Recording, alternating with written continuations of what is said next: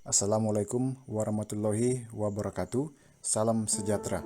Saya Ferdi Sapan Alextian, peserta Latsar CPNS Kementerian Agama Republik Indonesia golongan 3 angkatan 3 tahun 2022 dari formasi Asisten Ahli Dosen Psikologi IAKN Toraja. Pada video ini, saya akan menjelaskan materi tentang Smart ASN dengan tutor saya, Bapak Dr. Haji A. Ali Imran Sadiq, SAP MADM SDA.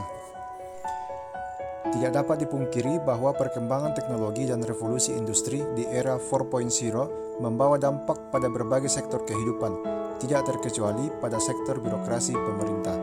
Salah satu dampaknya adalah perkembangan era revolusi industri 4.0 menuntut adanya peningkatan akuntabilitas dan transparansi dari organisasi pemerintah serta responsif yang tinggi dan cepat. Tiap-tiap organisasi atau instansi pemerintah juga dituntut untuk selalu mengembangkan inovasi, manajemen inovasi, dan mengelola risiko serta integrasi organisasi dalam membangun kolaborasi dan sinergitas. Sebagai aparat pemerintah, ASN harus dapat merespon keadaan ini dengan baik. Sosok ASN yang smart sangat dibutuhkan.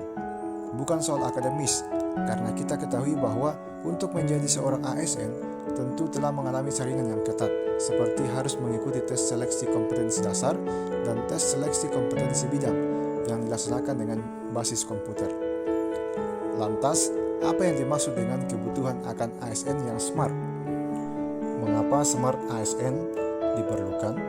ASN didorong agar mereka dapat merespon perkembangan teknologi dan informasi dengan positif. Setiap ASN harus dapat bersikap adaptif terhadap teknologi agar kinerja pelayanan mereka lebih cepat, akurat, dan efisien. Untuk dapat menjawab hal tersebut, Kementerian Pendayagunaan Aparatur Negara dan Reformasi Birokrasi Republik Indonesia telah mencanangkan kebijakan manajemen ASN menuju Smart ASN 2024. Melalui kebijakan tersebut diharapkan akan dapat terbentuk birokrasi berkelas dunia. Dalam upaya membentuk ASN yang smart, diharapkan setiap ASN memiliki kemampuan literasi digital yang baik.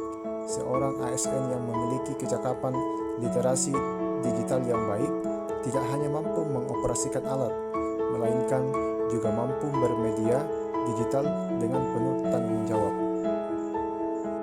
Seorang ASN yang smart juga diharapkan dapat berperan sebagai digital talent dan digital leader yang mendukung transformasi birokrasi di Indonesia.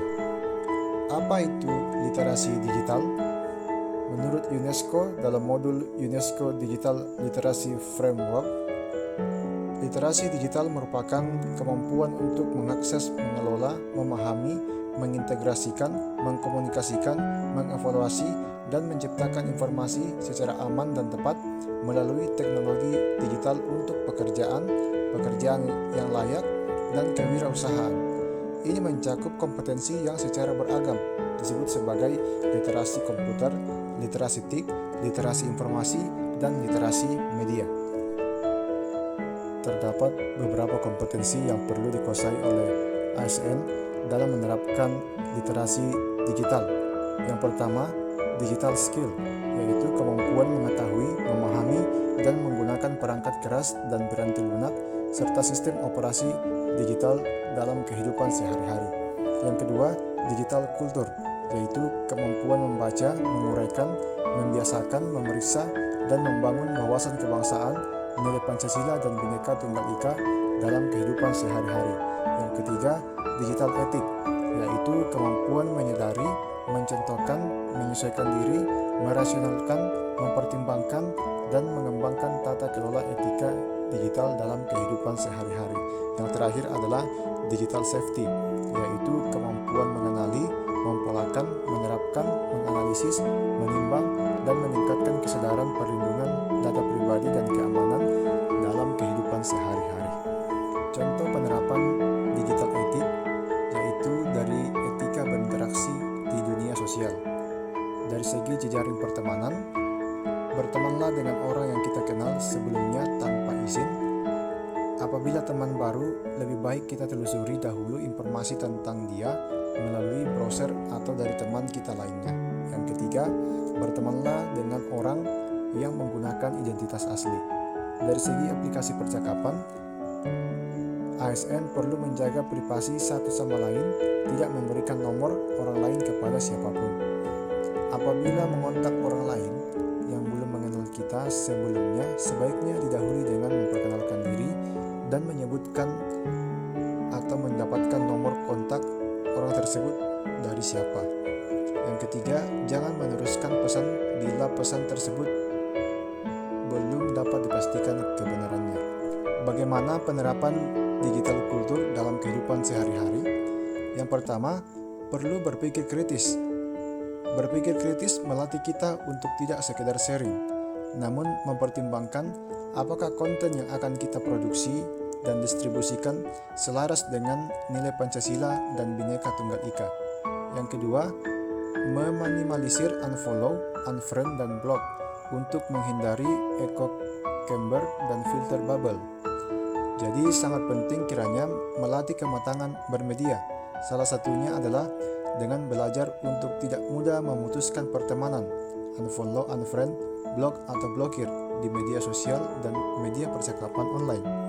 Yang ketiga, gotong royong kolaborasi kampanye literasi digital.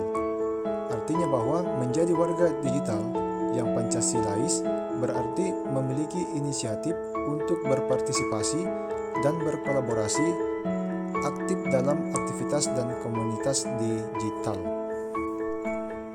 Bagaimana penerapan pada digital safety dalam kehidupan sehari-hari? Dari segi kognitif, perlu memahami berbagai konsep dan mekanisme proteksi baik terhadap perangkat digital, lunak maupun keras, maupun terhadap identitas digital dan data diri. Kemudian pada aspek afektif, perlu empati agar pengguna media digital punya kesadaran bahwa keamanan digital bukan sekadar tentang perlindungan perangkat digital sendiri dan data diri sendiri, melainkan juga menjaga keamanan pengguna lain sehingga tercipta sistem keamanan yang kuat. Dari segi kognitif dan behavioral, yaitu langkah-langkah praktis yang perlu dilakukan untuk melakukan perlindungan identitas digital dan data diri. Bagaimana penerapan digital skill dalam kehidupan sehari-hari? Yang pertama, perlu pengetahuan dasar menggunakan perangkat keras digital seperti HP maupun PC. Kedua, pengetahuan dasar mengoperasikan piranti lunak atau software serta aplikasi. Selanjutnya, perlu pengetahuan dasar tentang mesin telusur dalam mencari informasi dan data, memasukkan kata, dan memilah berita benar. Kemudian, perlu memiliki pengetahuan dasar tentang beragam aplikasi chat dan media sosial untuk berkomunikasi dan berinteraksi atau mengunduh dan mengganti settings.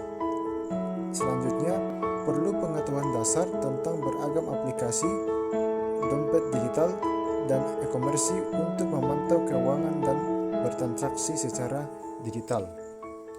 Demikian, terima kasih.